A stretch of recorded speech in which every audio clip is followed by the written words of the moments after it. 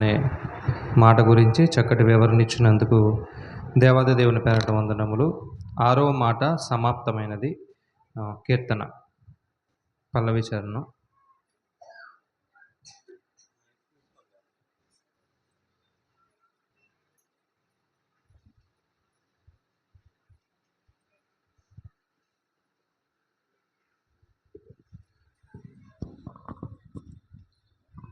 ఆహా మహాత్మా ఆశరణ్య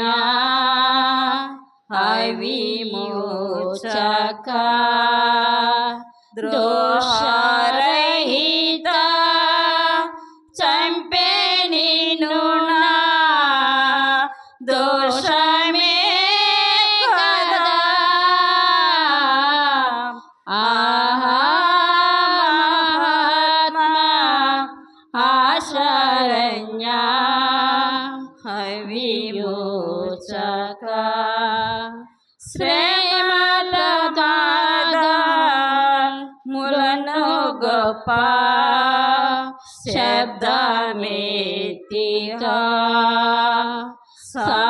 సమతమైన దళిచు తెలిపి సమసివి గదా. ఆహా మహాత్మా ఆశరణ్య విమోచక.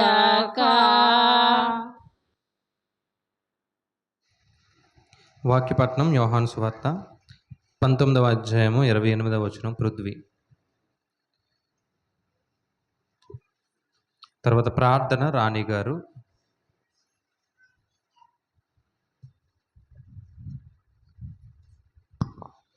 యోహాను సువార్త 19వ అధ్యాయం 28. అటు తర్వాత సమస్తమును అప్పటికి సమాప్తమైనదని యేసు ఎరిగి లేఖనము నెరవేరినట్లు నేను దప్పుకొనుచున్నానని దేవుడు తన పరిశుద్ధుని గురించి. ప్రార్థన రాణి గారు.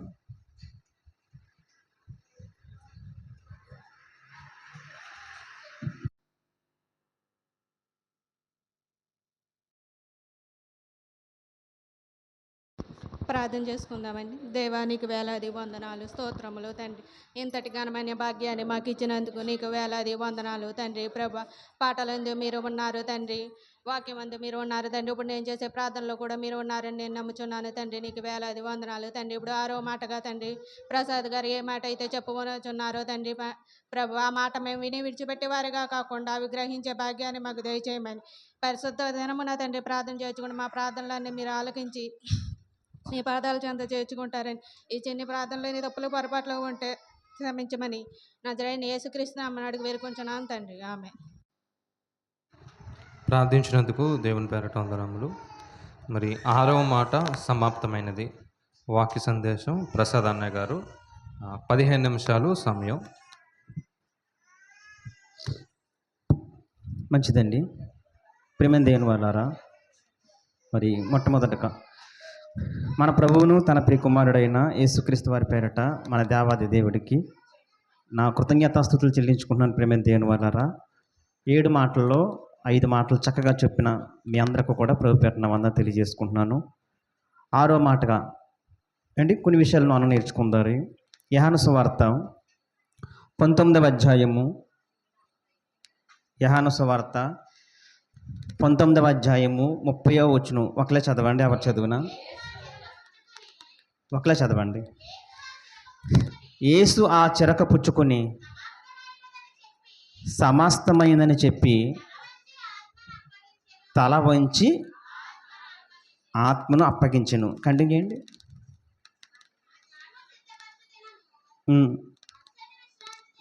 19వ అధ్యాయం 30వ వచనమండి.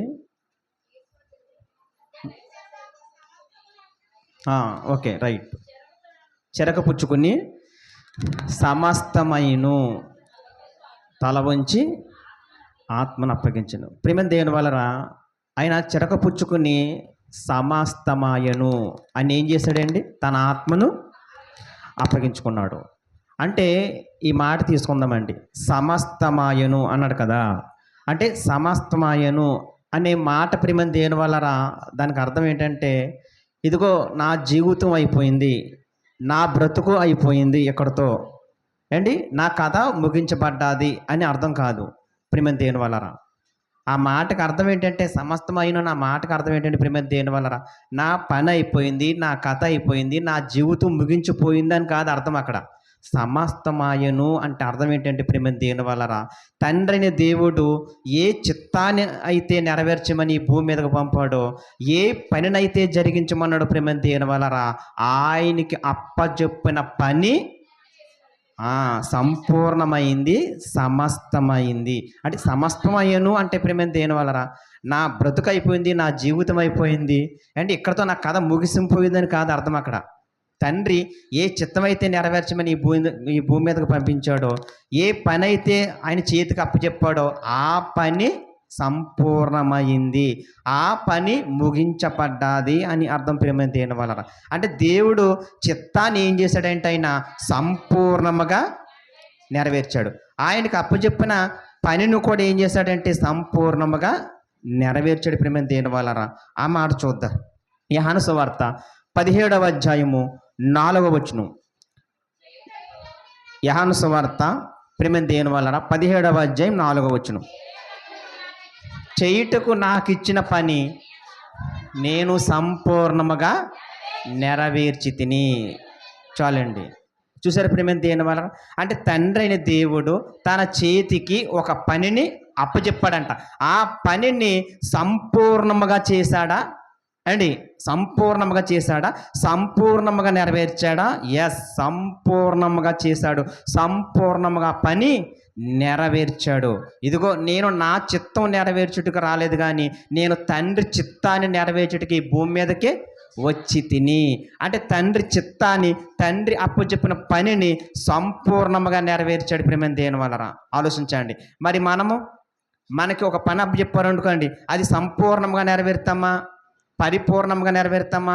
కానీ యేసుక్రీస్తు వారు సంపూర్ణముగా, పరిపూర్ణముగా ఆయన చేతికి అప్పచెప్పిన పని నెరవేర్చాడండి. అదే అంటున్నాడు అక్కడ. మళ్ళీ చదువుదామండి. యోహాను సువార్త 19వ అధ్యాయము 30వ వచనం మళ్ళీ చదువుదాం. అక్కడున్న మాటలో ఉన్న సారాన్ని ఆలోచిస్తారు. యేసు ఆ సిరక పుచ్చుకొని సమస్తమైందని చెప్పి తల వంచి ఆత్మను అప్పగించాను. చూసారా ప్రియమైన దేని వల్లరా? అంటే ఈ లోకానికి వచ్చింది దేనికంటే ప్రియమైన దేని వల్లరా? తండ్రి చిత్తాన్ని, తండ్రి పనిని నెరవేర్చి సంపూర్ణంగా చేసి, ఇంకో నేను భూమి మీద మహిమపరిచినట్లు నిన్ను ఆ పరలోకమందు కూడా మహిమపరిచితిని. అంటే తండ్రి అయిన దేవుడు ఏం చేశాడంటే యేసుక్రీస్తు వారు తండ్రిని మహిమ పరిచాడు. ఎలా మహిమపరిచాడంటే ఆయన చిత్తాన్ని, ఆయన పనిని సంపూర్ణంగా నెరవేర్చాడు. ఆలోచించండి ప్రియమైన దేని వలన. అంటే మనము కూడా ప్రియమైన దేని వలన దేవుని మనకు అప్పచెప్పిన పనిని ఏదైతే ఉందో అది మనం సంపూర్ణముగా నెరవేర్చాలా. ఆలోచిందారి. మరో మాట చూద్దారి. మార్కు సువార్త 1వ అధ్యాయము 38వ వచనం. మార్కు సువార్త 1వ అధ్యాయము 38వ వచనం కూడా చూద్దాం. ఆయన ఇతర సమీప గ్రామంలోను నేను ప్రకటించినట్లు వెళ్ళేదము రండి. చూసారా? ఇతర సమీప గ్రామంలో నేను ప్రకటించినట్లు వెళ్ళేదము రండి. అంటే నేను ప్రకటించినట్లుగా మీరు కూడా ఏం చేయాలా? ప్రకటించాలా. అంటే ప్రకటించడం మనం కూడా ఎక్కడికి వెళ్ళాలా? సర్వలోకానికి వెళ్ళాలా. నేను ప్రకటించినట్లుగా వెళ్ళేదము రండి. ఇందు నిమిత్తమే కాదా నేను భూమి మీదకి బయలుదేరి వచ్చి తిని. అంటే ఈయన యేసుక్రీస్తు వారు పరలోకం నుంచి భూమి మీదకి ఎందుకు బయలుదేరి వచ్చాడంటే ప్రియమైన దేని వలన దేవుడు అప్పచెప్పిన పనిని ప్రియమైన దేని వలన నెరవేర్చుటికి, దేవుని చిత్తాన్ని నెరవేర్చుటికి ఆయన భూమి మీదకి వచ్చాడు. ఆలోచించండి ప్రియమైన దేని వలన. నేను ప్రకటించినట్లు వెళ్ళుదము రండి. ఇందు నిమిత్తమే కదా నేను పరలోకం నుంచి భూమి మీదకి బయలుదేరి వచ్చేదము. అంటే మనము కూడా ప్రియమైన దేని వలన ఎక్కడికి బయలుదేరాలంటే ఎక్కడికండి చెప్పండి? మనం కూడా ఎక్కడికి బయలుదేరాలా? ఇతర సమీప గ్రామంలోకి మనం కూడా బయలుదేరి యేసుక్రీస్తు వారు రక్షణ సువార్త ఏదైతే ఉందో అది మనం ఏం చేయాలా? ప్రకటించాలా. అంటే దేవుడు ప్రేమ దేని వల్ల ముందుగానే జగత పునాది వెయ్యబడక ముందుగానే సత్క్రియలు ఏం చేయడంట చెప్పండి? సత్క్రియలు జరిగించాలని ప్రేమ దేని వల్ల ఏర్పాటు చేశాడు. ఆ మాట చూద్దామండి. ఎఫెసీ పత్రిక ఎపిసి పత్రిక 2వ అధ్యాయము 7వ వచనం చూద్దాం. ఎపిసి పత్రిక 2వ అధ్యాయము 7వ వచనం చూసారండి. క్రీస్తు యేసునందు మనలను క్రీస్తుతో కూడా లేపి పరలోకమందు అని ఎవరితో కూర్చున్నామంట? మనం ఆయన్ని విశ్వసించిన మనము, మన ఆత్మ రక్షించుకున్న మనము, నీతిమంతులమైన మనము, మనల్ని అందరిని ఎక్కడ కూర్చోబెట్టాడంట? పరలోకమందు మనల్ని కూర్చుండబెట్టాడు. ఇది అనుభవం. నమ్మాల, విశ్వసించాల. నేను ఎక్కడ కూర్చున్నాను? రక్షింపబడిన నేను, నీతిమంతుడైన నేను ఎక్కడ కూర్చున్నాను? పరలోకమందు నేను కూర్చున్నాను. నా జీవం ఎవరితో దాచబడి ఉంది? క్రీస్తుతో కూడా నా జీవము దాచబడి ఉంది. ఇలా ఎంచుకోవాలండి, ఇలా విశ్వసించాలి. ఇలా ఎప్పుడైతే విశ్వసిస్తామో, ఇలా ఎప్పుడైతే మనం ప్రేమ దేని వల్ల ఎంచుకుంటామో అంటే విశ్వాసం వల్ల మనం జీవించగలం. అవునా కదా? మన విశ్వాసంలో జీవించాలంటే బలముగా ప్రేమ దేని వల్ల నేను పరలోకమందులో కూర్చున్నాను, దేవుడు నన్ను పరలోకమందు కూర్చోబెట్టాడు. ఆలోచించండి, ప్రేమ దేని వల్ల నా జీవం దేవునితో కూడా దాచబడి ఉన్నది. ఇంకా కంటిన్యూ చేయండి, ఈ మాట క్యాచ్ చేయండి. మీరు విశ్వాసము ద్వారా కృపచేతని రక్షింపబడి ఉన్నారు. ఒకసారి మనం విశ్వాసం వల్ల కృపచేతని ఏమయ్యామంట? రక్షింపబడ్డామంట, నీతిమంతులు అయ్యామంట. దేని వల్ల అవ్వలేదంట? కంటిన్యూ చేయండి. ఇది మీ వలన కలిగింది కాదు, యేసుక్రీస్తు వలనే కలిగినది. ఇది మీ వలన కలిగినది కాదు, ఇది దేని వలన కలిగినది కాదు, ఇది ఏ మనుషుడి వల్ల కలిగినది కాదు, ఇది క్రీస్తు వల్లే కలిగినది. ఎప్పుడైతే విశ్వసించారో ఆ విశ్వాసం వల్ల కృపచేతనే మీరేమయ్యారు? రక్షింపబడ్డారు, నీతిమంతులయ్యాం. ఇది మీ వలన కలిగినది కాదు. ఇంకా అది క్రియల వలన. ఒకసారి చూడండి, మనకు రక్షణ వచ్చింది కదా, మనం నీతిమంతులయ్యాం కదా, ఈ రక్షణ, ఈ నీతిమంతులమయ్యాం కదా, ఇది మన క్రియల వల్ల జరిగినది కాదు. ఆలోచించండి. ఆల్రెడీ దేవుడు జగత పునాది వేయబడక ముందు ఏం పెట్టాడంటే క్రియలైనవి పెట్టాడు. ఇప్పుడు ఈ క్రియలు జరిగించాలా? మన క్రియలు ఏం చేయాలా? జరిగించాలి. అంటే రక్షింపబడిన మనం, నీతిమంతులమైన మనము, ఒక స్థితిని, మంచి స్థితిని ఇచ్చిన మనము కృతజ్ఞత కలిగి ఏం చేయాలంటే సత్క్రియలు ఏం చేయాలంట? పదవచనం అండి.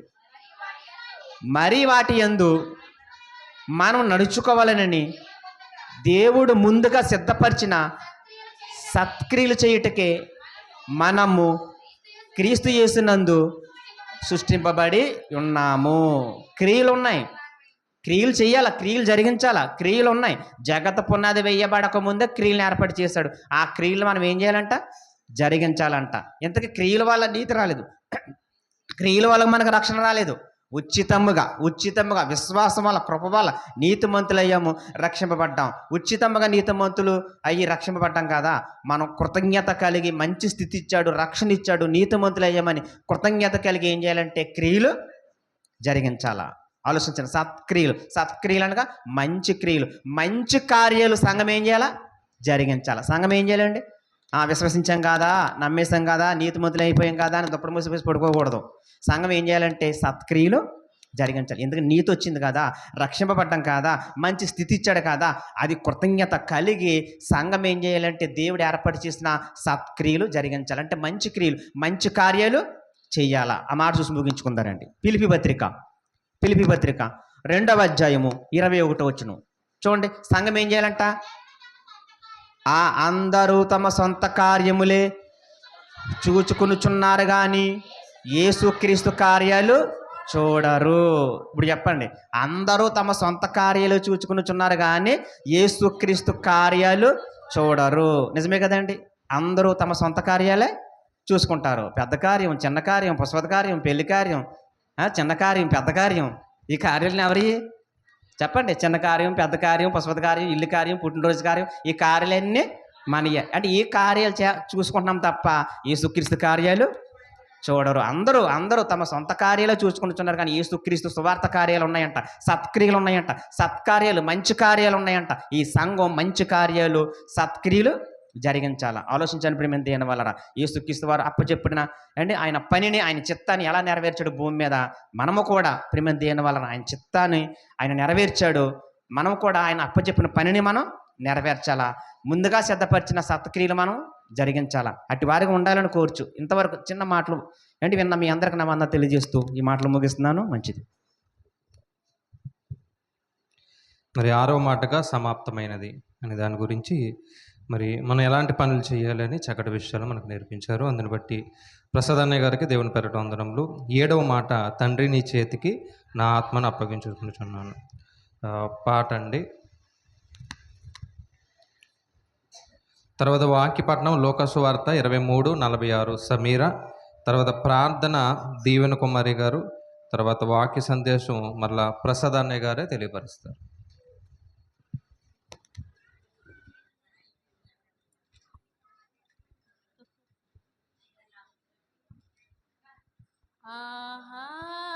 మహాత్మా ఆశరణ్య హవిమోచక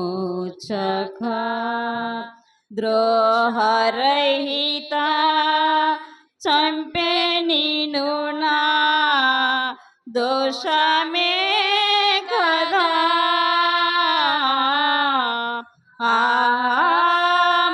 మహాత్మా ఆశరణ్య అవిమోచక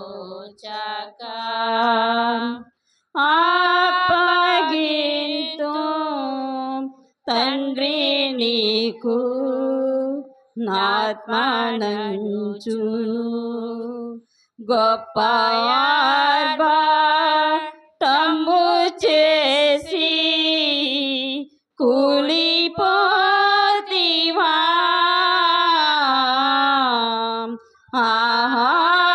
మహాత్మా ఆశరణ్య హవిమోచక.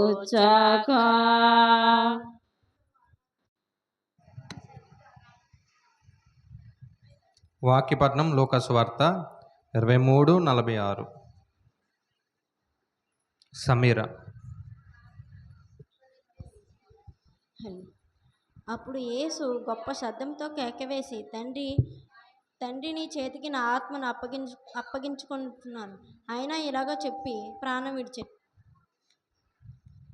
వాక్యపట్నం చదివినందుకు దేవుని పేరట వందనములు. ప్రార్థన దీవెన కుమారి గారు అండి. దీవెన కుమారి గారు మా అమ్మగారు వచ్చారు, బయట ఉన్నారు.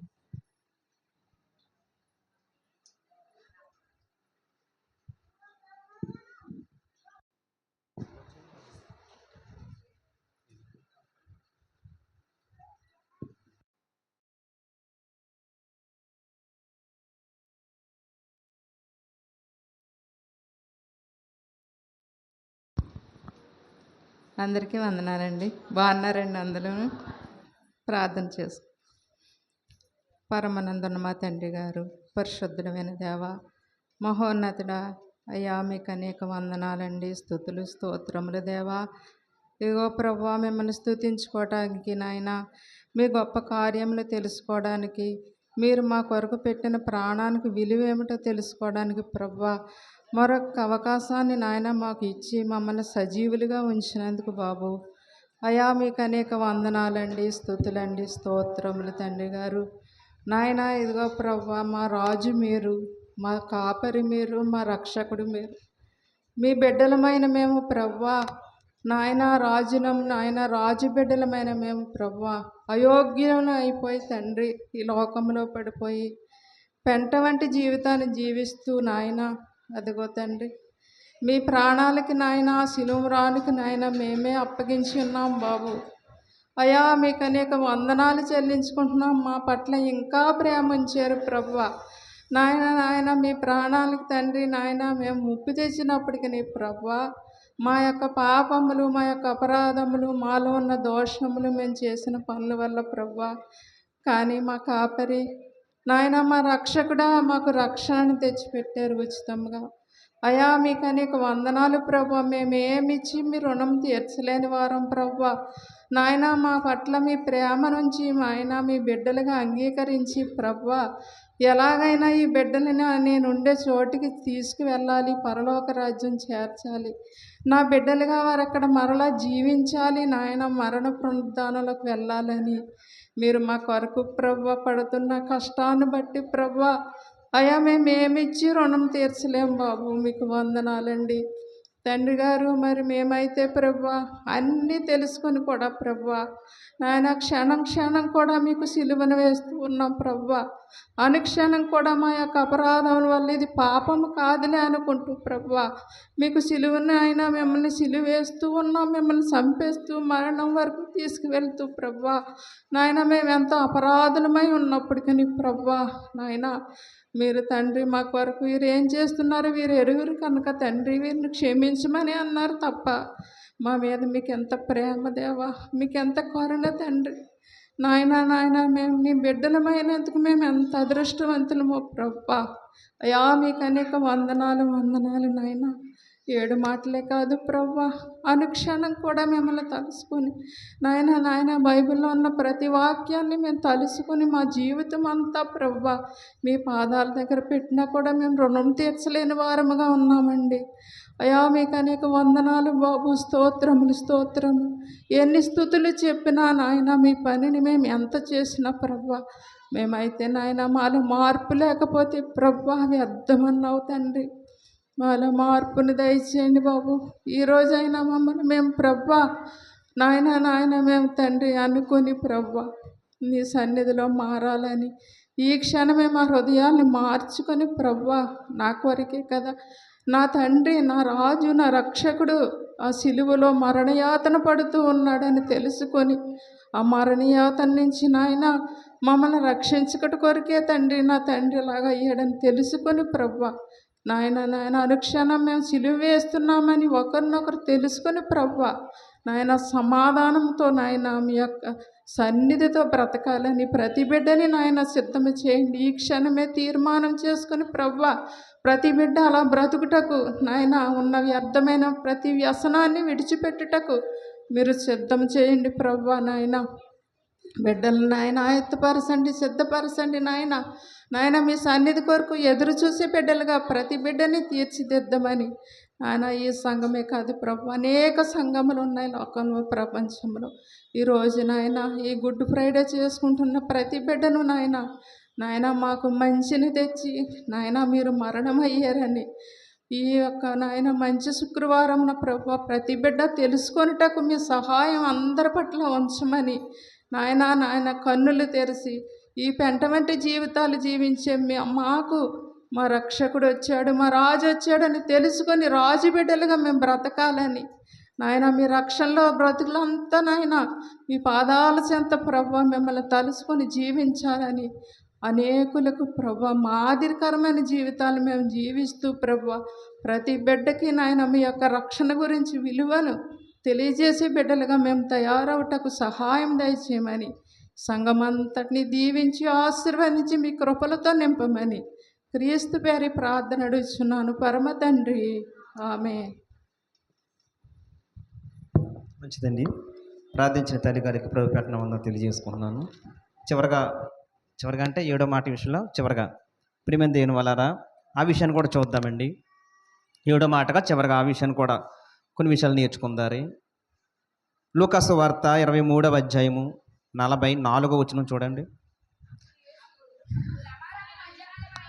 ఒకలా చదవండి. అప్పుడు రమారమి మధ్యాహ్నమయ్యను, అది మొదలుకొని 3 గంటల వరకు ఆ దేశమంతటా చీకటి కమ్మెను, సూర్యుడు అస్తమించేను, అదృశ్యమయ్యను. ఈ మాట క్యాచ్ చేయండి. గర్భాలయపు తెర నడిమికి చినిగేను. ప్రియమైన దేవుని వలన ఎప్పుడైతే యేసుక్రీస్తు వారు అంటే ప్రాణం విడిచాడో ప్రియమైన దేవుని వలన ఆ దేవాలయపు గర్భంలో ఉన్న తెర ఏమైందండి? చినిగిపోయింది. ఆలోచించండి. అది ఎవ్వరు చింపలేనిది, నిజంగా అది బలమైంది, అది శక్తి గలది, అది ఎవరు చింపలేని బలమైన శ్రేష్టమైన దైవ శక్తి కలిగిన తెర ప్రియమైన దేవుని వలన అది 2 భాగాలుగా చినిగిందంటే అండి. పరిశుద్ధ స్థలం, అతి పరిశుద్ధ స్థలం. అంటే పరిశుద్ధ స్థలానికి అతి పరిశుద్ధ స్థలానికి మధ్యలో తెర ఉంటుంది. అది నిజంగా చాలా బలమైంది, శ్రేష్టమైంది, దైవశక్తి కలిగిన తెర ప్రియమైన దేవుని వలన అది ఎవరు కూడా చింపలేని తెర. అలాంటి బలమైన తెర ఏమైందంటే 2 భాగాలుగా చినిగిపోయింది ప్రియమైన దేవుని వలన. అది దేనికి సూచనంటే పరలోక రాజ్యానికి సూచన, పరలోక మార్గానికి చూచిన ప్రేమ దేని వలరా? ఆ తెర కూడా ఎవరికి చూచినట్టే ప్రేమ దేని వలరా? యేసు క్రీస్తు వారికి చూచిన. ఎప్పుడైతే ఆ తెర చిరిగిందో ప్రేమ దేని వలరా? దానికి చూచిన అర్థం ఏంటంటే పరలోక మార్గానికి ప్రవేశానికి చూచిన, అంటే సులభమైన మార్గం ఏర్పరచబడ్డది. ఆలోచించండి ప్రేమ దేని వలన. నిజంగా ఆ తెర యేసుక్రీస్తు వారికి చూచిన అంటే అది యేసుక్రీస్తు వారికి చూచిన. ఆ మాట చూద్దాం. ఎబ్రీ పత్రిక 10వ అధ్యాయము 19వ వచనం చూడండి. ఆ తెర దేనికి చూచిన, ఆ తెర దేనికి మార్గం ప్రేమ దేని వలరా? సహోదరులారా, యేసు మన కొరకు ప్రతిష్ఠించిన మార్గమున, అనగా నూతనమైనది, జీవం గలది. ఈ మాట క్యాచ్ చేయండి. ఆయన శరీరము తెర ద్వారా ఏర్పరచబడిన మార్గమున, అనగా పరిశుద్ధ స్థలంలో ప్రవేశించుటకు మనకు ధైర్యము కలుగును. చాలండి. అంటే ఆయన శరీరమును తెర ద్వారా నూతనమైన మార్గము వేసాడంటే ప్రేమ దేని వలన? ఆలోచించండి. ఆయన శరీరమును తెర ద్వారా అంటే నూతనమైన మార్గం ప్రతిష్ఠించాడంట. అంటే ఆ తెర దేనికి చూచినంటే యేసుక్రీస్తు వారికి చూచిన. యేసుక్రీస్తు వారు కూడా ఆ మార్గం ఎలా వేశారంటే తన శరీరము ద్వారా నూతనమైన మార్గాన్ని ఏం చేశాడంట? ప్రతిష్ఠించాడు. నిజమే కదండి. ఆయన చితగొట్టి నలగొట్టి గాయపరచబడి ఆ శరీరము ద్వారా ప్రేమ దేని వలన ఒక మార్గాన్ని, నూతనమైన మార్గాన్ని వేసాడు ప్రేమ దేని వలన. ఇప్పుడు రోడ్డు వేస్తారండి. రోడ్డు వేసినప్పుడు దేంతో తడుపుతారు? నీళ్ళతో తడుపుతారు. ఒకవేళ రోడ్డు వేసినప్పుడు నీళ్ళతో తడపలేదనుకోండి, ఆ రోడ్డు ఏమవుతుందో తెలుసా? పైకి లెగిసిపోతూ ఉంటుంది. ఆ రోడ్డు స్థిరపడాలంటే, బిగపడాలంటే, గట్టిపడాలంటే ఆ వేసిన రోడ్డు దేంతో తడపాలంటే వాటర్తో తడపాల. యేసుక్రీస్తు వారు తన శరీరం ద్వారా మార్గాన్ని వేశాడు. దాన్ని దేంతో తడిపాడు? తన రక్తముతో తడిపాడు. పరిశుద్ధ స్థలములోకి ప్రవేశింపబడుటకు ప్రేమ దేని వలన? పరిశుద్ధ స్థలం, అతి పరిశుద్ధ స్థలము మధ్యలో ఉన్న తెర 2 భాగాలుగా చినిగింది. అది దేనికి చూచినంటే పరలోక మార్గానికి చూచిన. ఆలోచించండి. అంటే సులభమైన ఒక మార్గం అనేది ఏర్పరచబడ్డది. దానికి చూచిన ప్రేమ దేని వలన? అదే అంటాడు యేసుక్రీస్తు వారు, నేనే మార్గం, నేనే సత్యం, నేనే జీవం, నా ద్వారా తప్ప తండ్రి యొద్దకు ఎవరును చేరలేరు. ఆ మాట చూద్దామండి. ఆ మాట చూద్దాం. యోహాను సువార్త 14వ అధ్యాయము 6వ వచనం చూద్దాం. యోహాను సువార్త 14వ అధ్యాయము 6వ వచనం. యేసు ఒకసారి అండి, యేసు నేనే మార్గం అన్నాడా? నేను ఒక మార్గం అన్నాడా? బల్లగుద్దు చెప్పాడు, ఛాలెంజ్ చేసి, నేనే మార్గం, మరొకరు లేరు. నేనే మార్గం, నేనే సత్యం, నేనే జీవం, నా ద్వారా తప్ప తండ్రి యొద్దకు ఎవరును వెళ్ళలేరు. ఆలోచించండి ప్రేమ దేని వలన? ఆయన మార్గం, సత్యం, జీవం. ఆ మార్గం ఎలా వేశాడంటే తన శరీరము ద్వారా ప్రేమ దేని వలన ఒక నూతనమైన మార్గము ఏర్పాటు చేశాడు. ఆ మార్గాన్ని దేంతో తడిపాడంటే తన రక్తముతో తడిపాడు. ఆ మార్గం స్థిరమైన మార్గంగా చేశాడు. ఆ స్థిరమైన మార్గం ఏర్పాటు చేశాడు ప్రేమ దేని వలన. ఆలోచించండి అండి.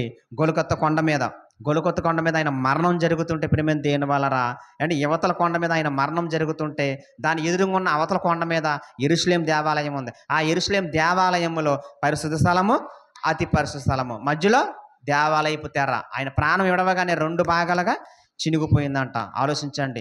ఎందుకు చినిగిపోయిందంటే అది దేనికి చూచినట్టే ఇంకో పరలోక రాజ్యానికి ఒక మార్గం మాట. అది చూచిన ప్రేమ దేని వల్ల?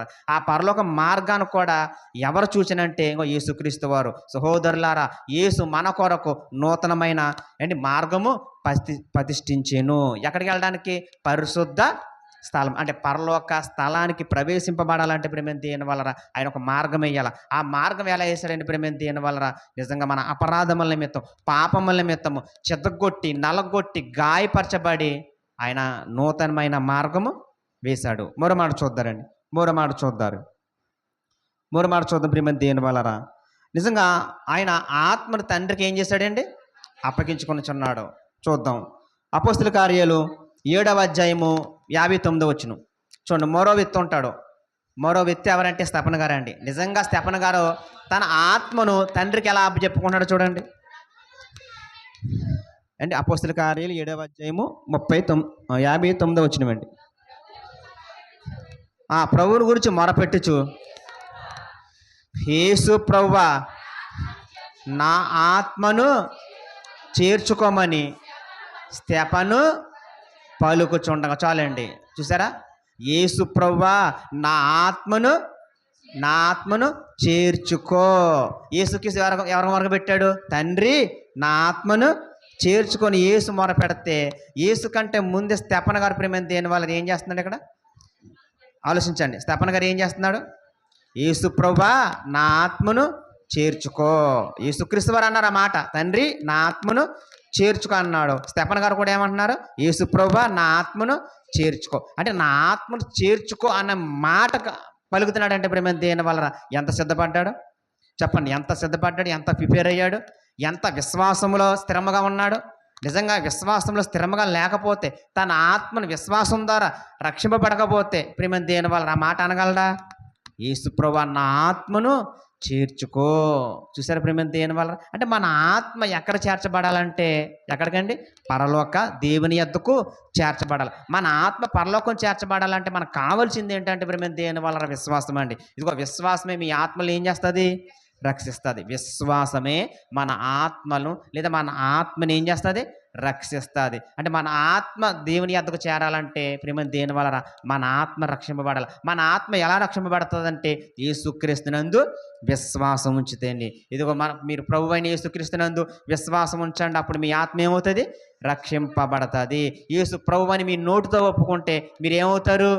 రక్షింపబడతారు. అంటే యేసు ప్రభువుని నోటితో ఒప్పుకోవాలా, యేసు దేవుడిని నోటితో ఒప్పుకోవాలా. యేసు పాప విమోచకుడు, ప్రపంచ మోక్షత మార్గం, సత్యం, జీవం, పాప విమోచకుడని మనము నోటితో ఒప్పుకుంటే మన ఆత్మ ఏమవుతుందంటే రక్షింపబడుతుంది. విశ్వాసంతో స్తెఫను గారు యేసు ప్రభువా నా ఆత్మను చేర్చుకో అన్నాడు. మనము కూడా మన ఆత్మను రక్షించుకోవాలంటే విశ్వాసం ఉంచాలా.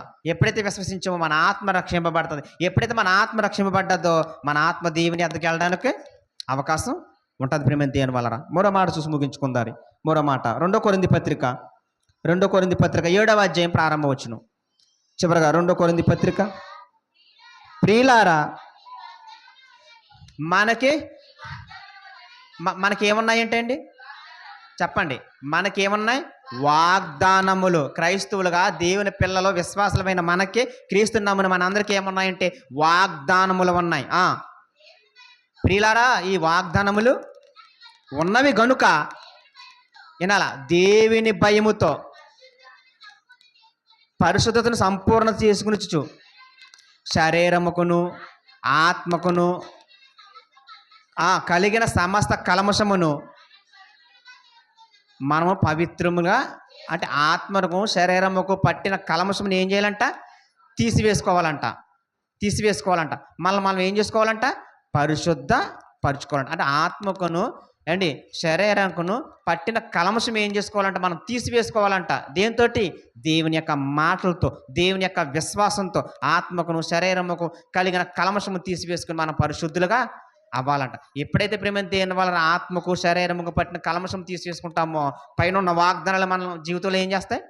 నెరవేర్చబడతాయి. ప్రియులారా ఇగో మీకు వాగ్దానాలు ఉన్నాయి. ఆ వాగ్దానాలు ఎప్పుడు నెరవేర్చబడతాయి అంటే ఆత్మకును శరీరముకును పట్టిన కల్మషం ఏం చేసుకోవాలంట? తీసివేసుకోవాలంట. దేవుని ఏంది ఎలా ఉండాలంట? భయభక్తులు కలిగి ఉండాలంట. వాగ్దానాలు ఎప్పుడు నెరవేరబడతాయంటే ప్రేమ దేని వలన? దేవునికి మనం ఎప్పుడైతే ఇష్టలుగా ఉంటామో, మన పరిశుద్ధత ఎప్పుడైతే దేవుని మాటలతో మనం పరిశుద్ధత కలిగి ఉంటామో, ఆత్మకి శరీరానికి పట్టిన కల్మషం ఎప్పుడైతే తీసేసుకొని మనం యథార్థంగా బతుకుతామో పైన ఉన్న వాగ్దానాలు మనకి ఏమవుతాయి చెప్పండి?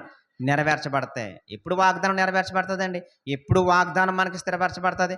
ఎప్పుడు మన వాగ్దానాలు మన జీవితంలో నెరవేర్చబడతాయి అంటే ఆత్మకును శరీరముకును పట్టిన కల్మషం తీసివేసుకొని మీరు పరిశుద్ధులుగా ఉండండి, దేవుడి యందు భయభక్తులు కలిగి ఉండండి. అప్పుడు ప్రతి వాగ్దానం కూడా మన జీవితంలో ఏమవుతుంది అంటే నెరవేరబడుతుంది అంటున్నాడు ప్రేమ దేని వలన.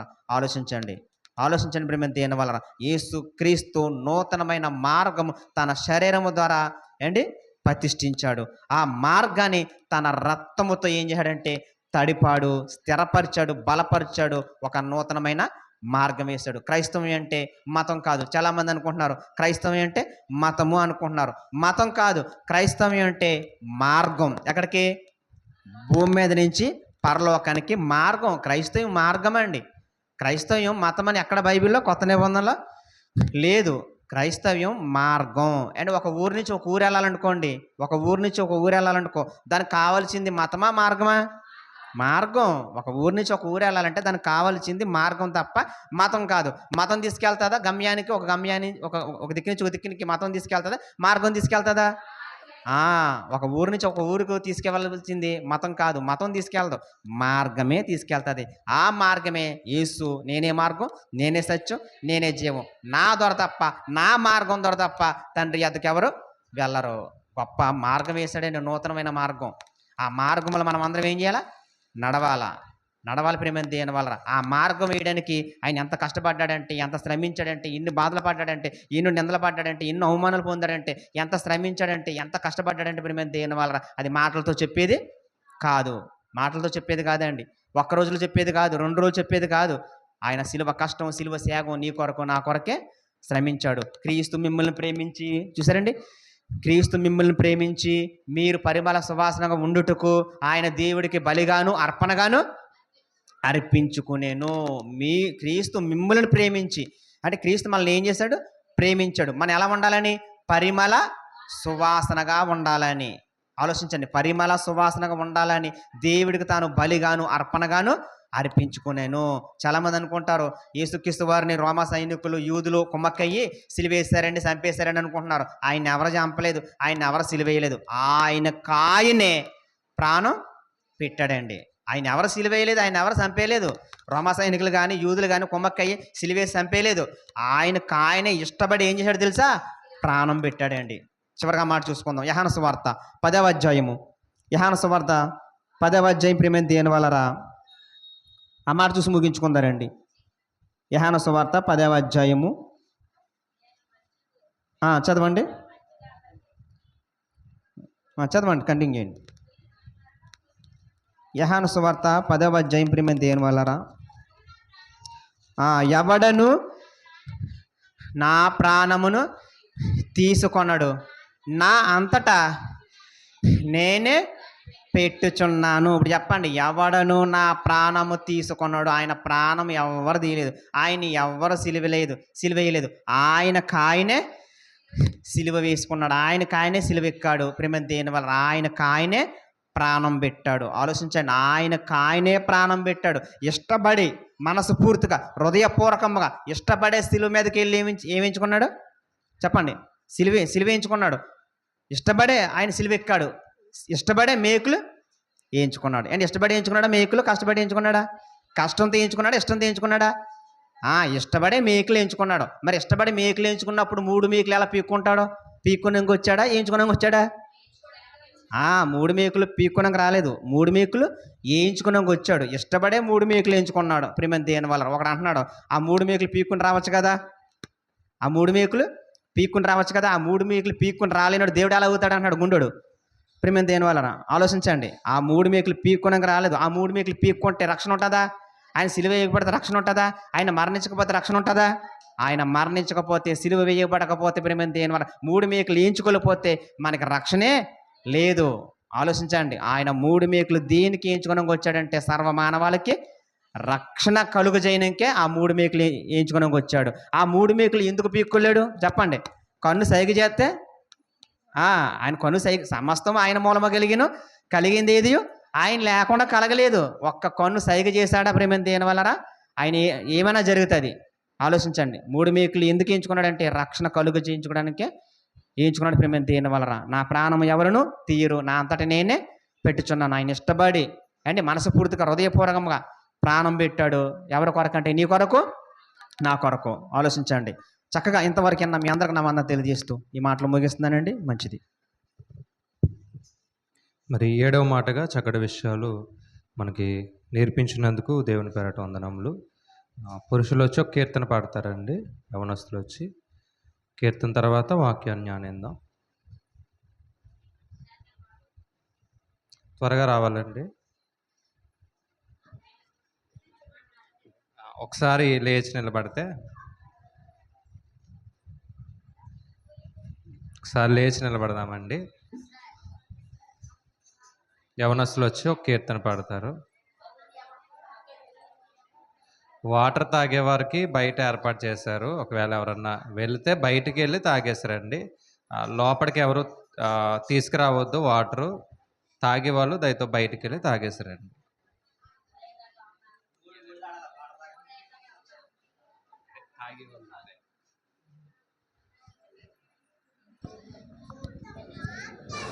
హరళి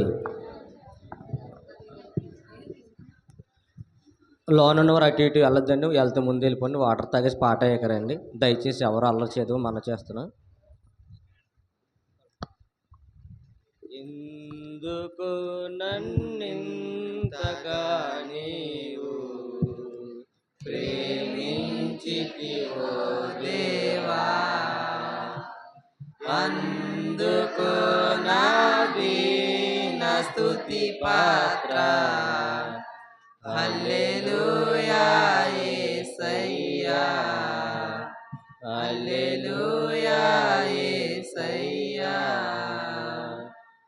ఎందుకు నన్నింతగా నీవు ప్రేమించితివో దేవా, అందుకు నా దీన స్తుతి పాత్ర. హల్లెలూయా యేసయ్యా, హల్లెలూయా యేసయ్యా.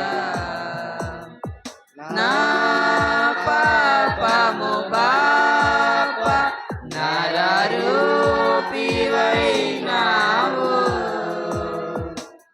నా శాపము మాప నలిగి వ్రేలాడితివి.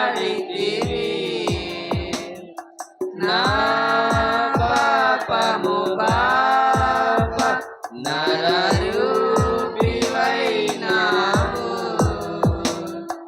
నా శాపము మాప నలిగి వేలాడితివి.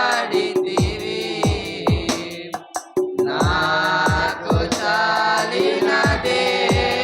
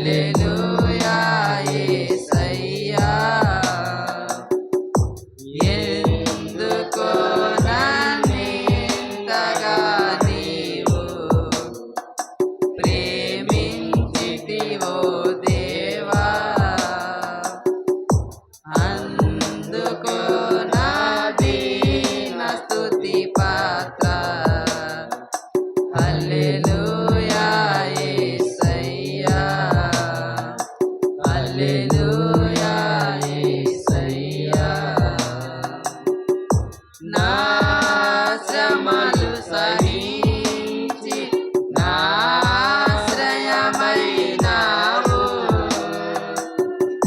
నా వ్యాధులు భరించి నన్నాదుకొన్నావు.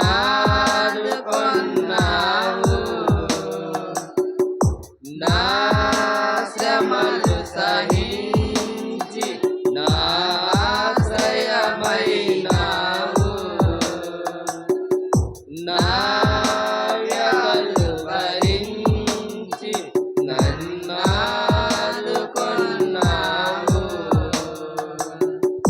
నన్ను నీలో చూచుకున్నావు. నన్ను దాచియున్నావు. నన్ను నీలో దాచుకున్నావు. నన్ను దాచియున్నావు. హల్లెలూయా యేసయ్యా. హల్లెలూయా యేసయ్యా. ఎందుకు నన్నింతగా నీవు ప్రేమించితివో దేవా. హల్లెలూయా యేసయ్యా. హల్లెలూయా యేసయ్యా. హల్లెలూయా యేసయ్యా.